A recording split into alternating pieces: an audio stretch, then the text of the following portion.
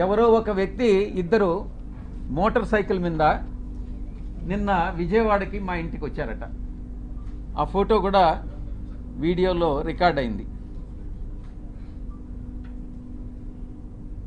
వీడెవరో తెలుగుదేశం పార్టీకి చెందినటువంటి ఒక లేడీ, ఒక పురుషుడు.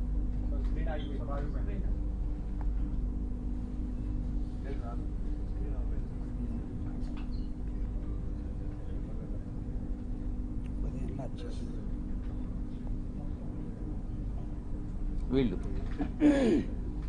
నేను ఒక్కటే చెప్తా ఉన్నా, వీడెవడో నాకు తెలీదు. వాడు ధైర్యంగా వచ్చి విజయసాయిరెడ్డి వాడు ఉండాడా ఇక్కడ, పారిపోయాడా అని అన్నాడంట. ఎక్కడికి పారిపోయాడు అని అన్నాడంట. వాడెవడో నాకు తెలీదు. వీడు డెఫినెట్గా తెలుగుదేశం గుండా అయి ఉంటాడు. ఆ గుండా వెనుక ఒక అమ్మాయిని కూడా తీసుకొచ్చాడు. నేను ఒక్కటే చెప్తా ఉన్నా, ఎవరైనా కూడా, నేను ఈరోజు ఇక్కడ వచ్చాను, నాకేం సెక్యూరిటీ లేదే, ఏ ఒక్క పోలీసు నా దగ్గరికి రాలేదే, నాకు పర్సనల్ సెక్యూరిటీ కూడా లేదే, నేను ధైర్యంగా వచ్చా. వీడెవడో టైం చెప్పి నువ్వు ఫలాని దగ్గరికి రా అని చెప్తే ధైర్యంగా నేను ఒక్కడనే వెళ్తా. ఈ రకంగా ఏదో వచ్చి నేను భయపెట్టేస్తాను, నేను కొట్టేస్తాను, చంపేస్తాను అని ఈ రకంగా భయపెడితే తాటాకు చప్పుళ్ళకు భయపడేటటువంటి వాడిని కాదు అని నేను చెప్తా ఉన్నా.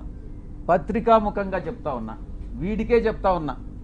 నువ్వు టైం చెప్పరా, నేను వస్తా, లేదా నువ్వు మా ఇంటికి వచ్చి వాడు విజయసాయిరెడ్డి గారు ఎక్కడ అన్నావు కదా, నువ్వే చెప్పు, మీ ఇంటి అడ్రస్ చెప్పు, నేను వస్తా, చూసుకుందామని అన్నటువంటి విషయాన్ని నేను చెప్తా ఉన్నాను. నేను దీన్ని బట్టి ఒకటే అర్థం చేసుకోవాలి, ఏ ప్రభుత్వం అధికారంలో ఉన్నా, ఏ కూటమి అధికారంలో ఉన్నా, మేము ప్రతిపక్షంలో ఉన్నా, భయపడే ప్రసక్తి లేదు. మళ్ళీ తిరిగి వైఎస్ఆర్ కాంగ్రెస్ పార్టీ 5 సంవత్సరాల కాలంలో మళ్ళీ అధికారంలోకి వస్తుంది. మధ్యంతర ఎన్నికలు కానీ వస్తే మళ్ళీ కూడా అధికారంలోకి వస్తుంది.